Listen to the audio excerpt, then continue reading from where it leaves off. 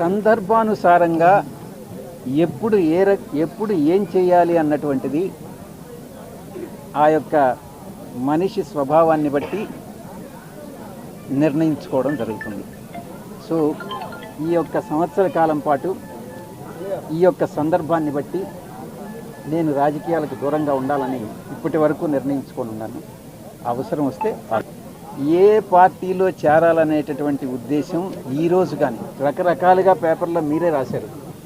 నేనేదో బీజేపీలో చేరిపోతున్నానని, తెలుగుదేశం పార్టీలో చేరిపోతున్నానని, చంద్రబాబు నాయుడు గారితో చేతులు కలిపానని, పవన్ కళ్యాణ్ గారితో చేతులు కలిపానని.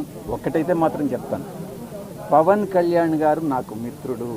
ఈరోజు కాదు, ఒక 20 సంవత్సరాల నుంచి మా యొక్క స్నేహం వేరే, రాజకీయం వేరే. నేను ఏ రోజు పవన్ కళ్యాణ్ గారిని ఒక్క మాట అనలేదు, భవిష్యత్తులో అనను కూడా. ఇది నా యొక్క దృఢ సంకల్పం, నిర్ణయం.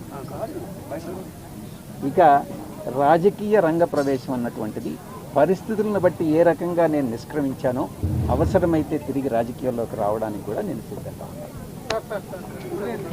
కాంగ్రెస్ నుంచి కానీ కమ్యూనిస్టుల నుంచి కానీ నాకు ఎటువంటి ఆహ్వానము లేదు, నేను చేరే ఉద్దేశము లేదు.